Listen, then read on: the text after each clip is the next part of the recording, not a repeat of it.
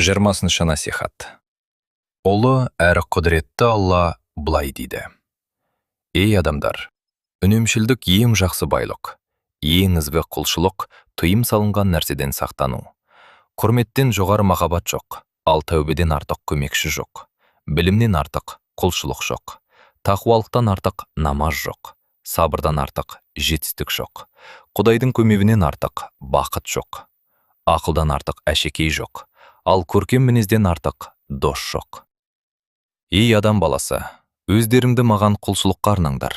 Мен жүрегіңді байлыққа толтырамын, несібеңді берекелетемін, және тәніңе тыныштық сыйлаймын. Мені зікір етуде немқұрайды болмаңдар. Егер менің есімімді ұмытсаңдар, жүрегіңді қажеттілік, тәніңді шаршау мен азап, ал жанымды ойғамақ қаптайды.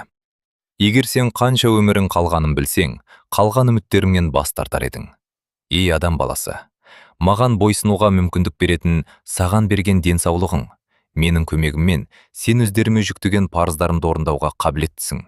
Сенің берілген несібен арқылы менің бұйрықтарымды орындауға қабілеттісің. Сенің тілектерің менің қалауыммен түзіледі. Сен өз қалағаныңды менің қалауыммен қалайтсың.